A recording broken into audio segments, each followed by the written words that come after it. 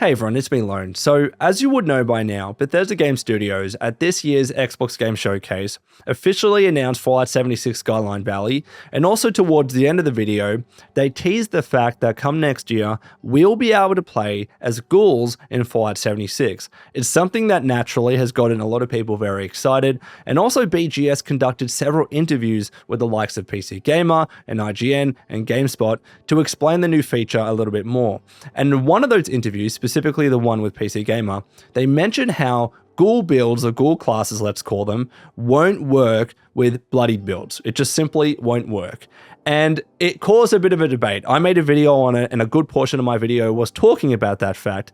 And after I expressed my opinion, I got roasted in the comments. Absolutely roasted in the comments. A lot of people disagree with me. So I want to continue the conversation because I do believe it's fascinating. I think it's very interesting how people are in such distinct camps when it comes to this. No, I don't want ghouls to work with bloodied, or yes, I do want ghouls to work with bloodied. It feels like there's no in between. I'm sure some of you are in between, but it feels like there's not. It's a very, very vociferous debate.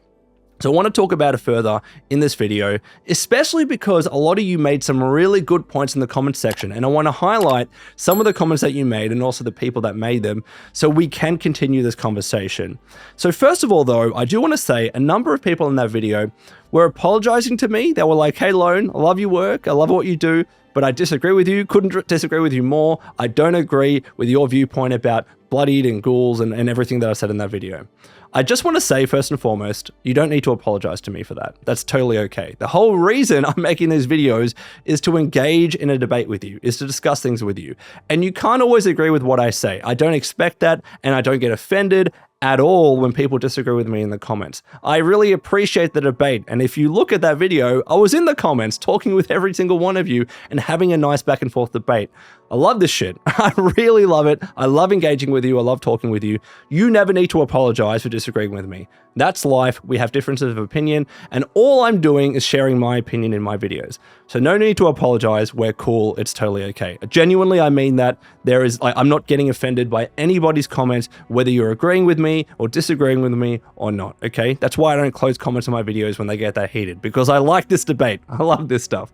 Second of all, I do want to provide some clarification from that video because I believe I wasn't clear about certain things. Some people were confused about how this new ghoul class or ghoul build works, and I think it was because I didn't describe this thing properly. I watched the Xbox Game Showcase at 3 a.m. Australian time, that's when I went live, and I scripted the video at 5 in the morning. So I was very tired, I was out of it, I wasn't really thinking straight, so I didn't describe and clarify things enough for the purposes of that video. So I want to go back on some important points.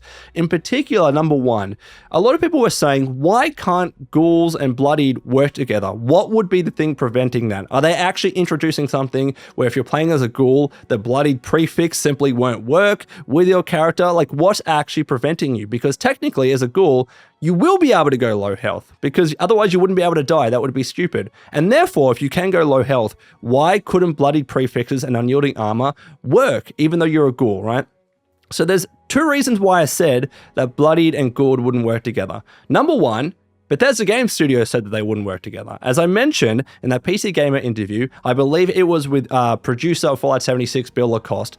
This is what he said, quote, ghouls also won't be able to play bloodied builds, which are pretty key loadouts for Fallout 76. So we're going to be able to see what players get into and what kind of builds they make. So it'll be a different play style, which we're really excited to see. So those are the exact words of BGS themselves. That's what they're saying. Ghouls won't be able to play bloodied builds. So it wasn't my opinion and what I thought. I was just going off of what they said. But second of all, I think the reason they're saying that is because, and they haven't really properly clarified this and explained this, but I think it's because ghouls won't be able to take radiation damage. And because they can't take radiation damage, that's like part of their DNA, it's who they are. Ghouls can walk through a nuke zone. Lore-wise, they can't take radiation damage, so that's going to bleed over into the gameplay aspects of the game.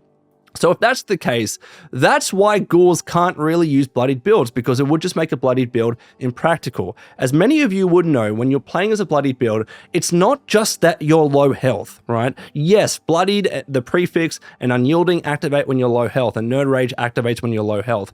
But you need to stay there. And as a bloodied build, the most important thing for you to do is constantly heal. You have very little health, and you're still taking damage, even though there's ways to circumvent that.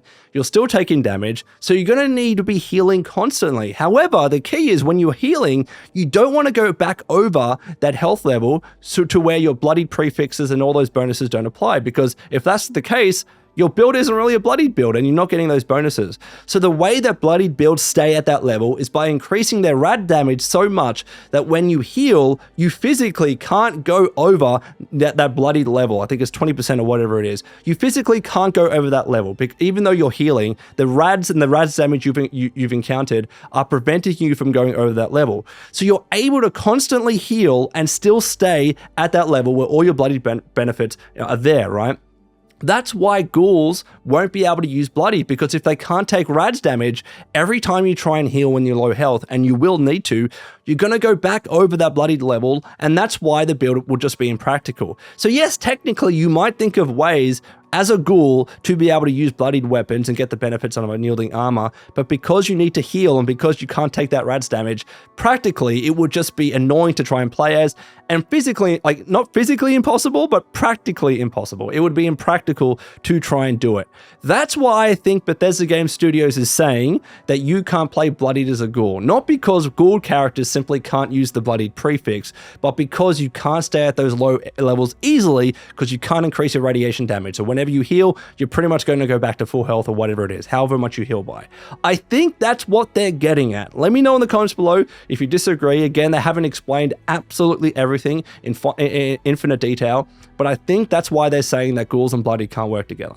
Second of all, a number of people I think got the impression that I said that changing into a ghoul will be a permanent thing. Why do you need to start a new character? And that was definitely on me. I didn't explain this properly. Now, from what we can see, I think someone said Bethesda Game Studios actually said this. I can't find the quote, but it seems like changing into a ghoul is not going to be a permanent thing. You can change into a ghoul, and if you don't want to be a ghoul anymore, you can change back. I think that's how it's going to work. Now, they're going to have to do some explanation when it comes to that, because lore-wise, as we know, ghouls can't just turn back human. It's pretty much a permanent thing. So how they're going to explain that? Is that going to stuff up the lore of the rest of the lore of the Fallout franchise? I don't know, but it feels like you're going to be able to change back after changing to a ghoul and go back and forth.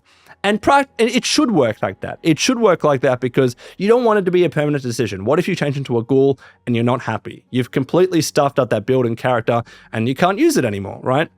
Because if you want to go back to a human, you can't. So we should be able to go back to a human even after changing to a ghoul, and it feels like that's how it's going to have to work.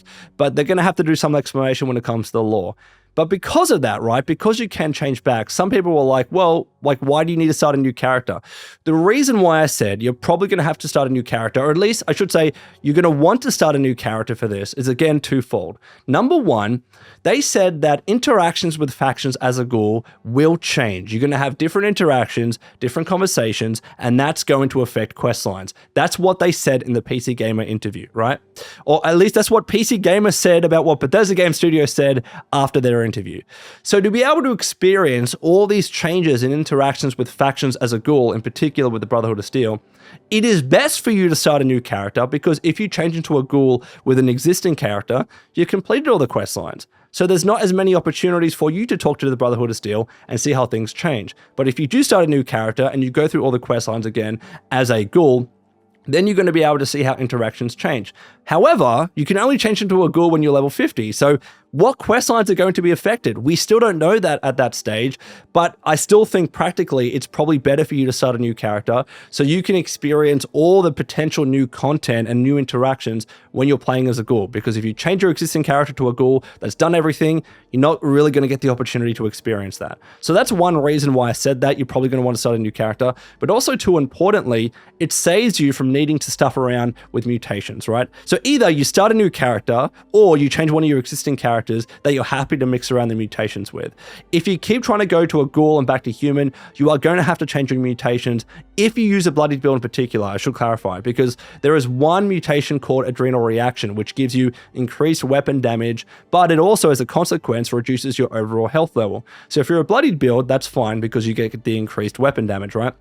But if you're a ghoul build and you can't really stay at bloodied levels, you're not going to want adrenal reaction because all that's doing is reducing your overall health. And if you're a full health build, that's a bad thing. So if you want to change into a ghoul and you have that mutation, you're going to have to get rid of it. And then if you want to go back and forth, you're going to constantly have to remove that mutation and then craft new ones. I can see that just being tedious and annoying. So it's probably just better to have a separate character, a separate build as a ghoul, whether that's a new one or you're changing an existing one that you're happy to mess around with and that's not bloodied. That's kind of why I was saying that it's probably better to start a new character. So I'm very sorry that I wasn't clear about that. Again, that was definitely on me. I apologize for anyone that got confused, but those are the big things that I wanted to clarify. And also, you know what? I want to clarify one more thing. I do want to clarify my position. And again, I'm going to put this on me because the thumbnail that I used wasn't clear enough and it was clickbaity. So in the thumbnail, I said, this is a mistake, and I was pointing to the ghoul, right? And that thumbnail's still up. I'm not going to get rid of it. I'm not going to hide from the fact. Now, people from that got the impression that I was saying that playing as a ghoul is simply a bad thing. It's simply a mistake. And Johnny, Lone Vault Wanderer, doesn't like it. He doesn't like the idea. That's not what I intended whatsoever. In that video, I said I was very excited to be able to play as a ghoul. I was. I even covered both sides of the argument. I was playing devil's advocate against myself when I said I thought it was a mistake, right? Because I said it could open up opportunities for new builds. Ghouls could be a viable build compared to Bloodied. I said that there were positives and that I was very, very excited, especially because, as I've said, we have been wanting to play as ghouls in Fallout for a very long time. 76 won't be the first game that does that for us. I think it was Tactics that allowed you to do it, Brotherhood of Steel that allows you to do it. But in like proper mainline Fallout games, Fallout 3, Fallout 4, New Vegas, and now 76, we've been wanting to play as a ghoul for a while. So it's awesome. It's exciting to see that BGS is doing that for us in Fallout 76. I'm very excited by the fact that we're going to be able to play as ghouls in the game, because if it changes up things enough, it could absolutely warrant a second playthrough, or a third playthrough, or a fourth playthrough, or a fifth playthrough, or a new character. And that's exactly what BGS wants. They want to encourage replayability when it comes to this game. So I am very excited about the fact that, you know, we can play as ghouls, or we'll be able to play as ghouls.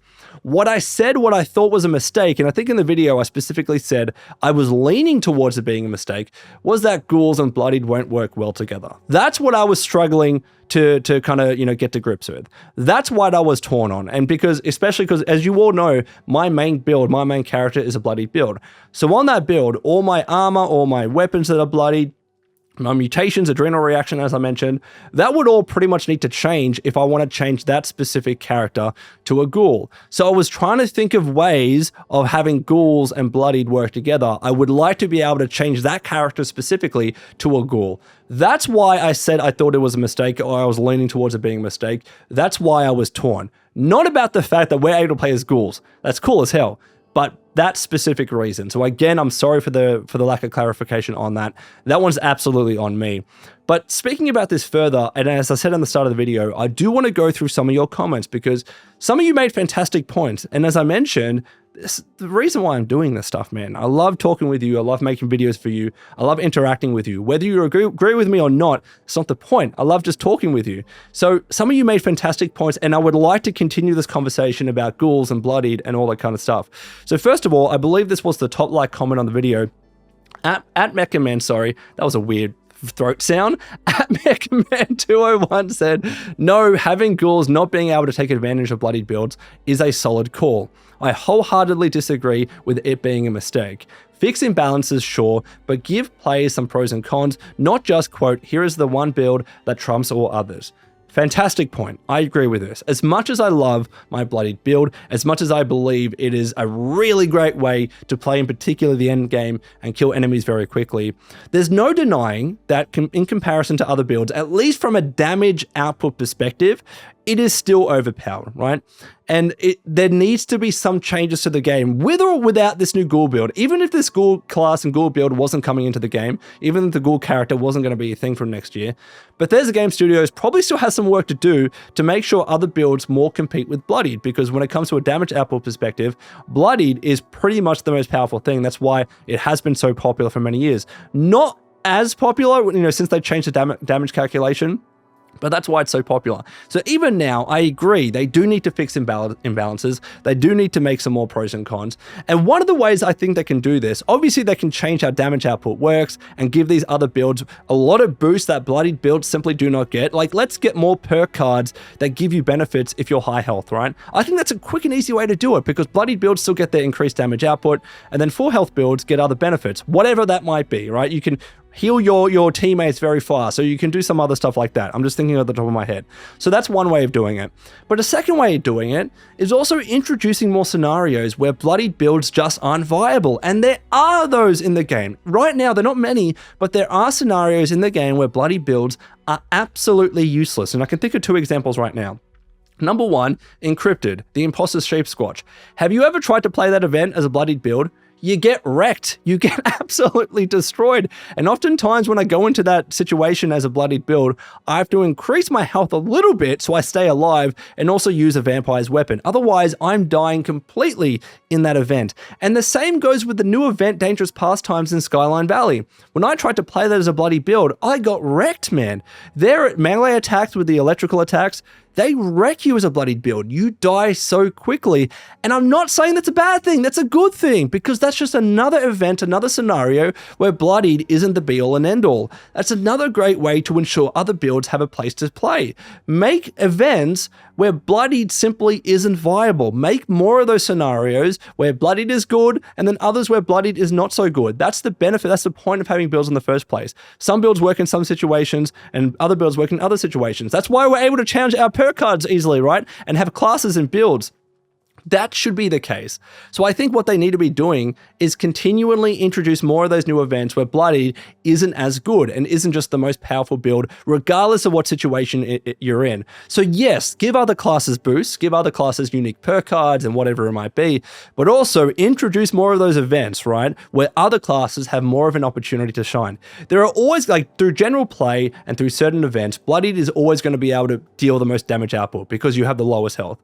But I still think there should be way more events and way more situations where a Ghoul build or full health builds have the opportunity to really shine, making Bloodied builds think, maybe I should change to another build for this particular quest or this event, right? So that was a fantastic comment. Number 2, at Kaja the Khajiit 1669, he says, or they say, quote, "Nice to see non-Bloodied builds finally get something. Bloodied builds already have so many bonuses. It's about time the rest of us get something."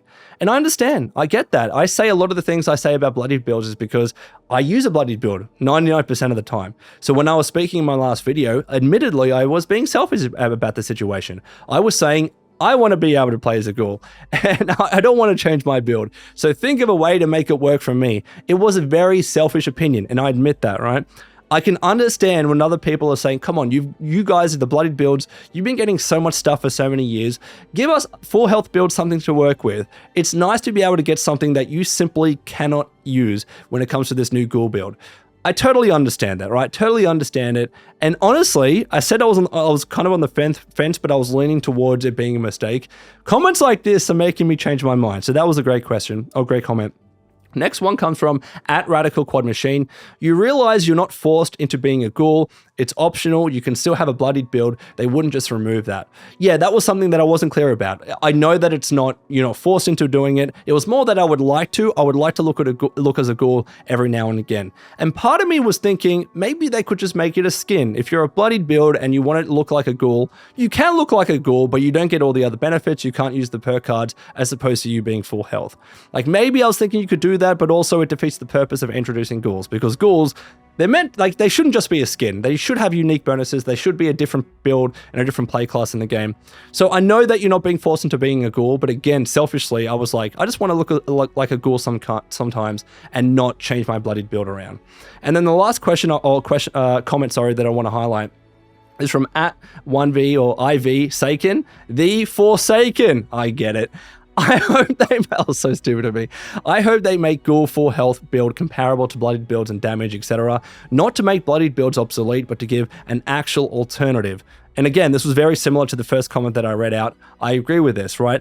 Like, Bloodied builds, I think, always should have a place to play. And because they are such low health, because you can die very easily from them, I think on paper, they should always be able to give out the highest damage. It wouldn't make sense if a full health build could give more damage than a Bloodied build, because then why else are you going Bloodied? Yes, you get all the benefits from unyielding and the boost to your special, so you get a lot of experience, for instance, because your intelligence is so high.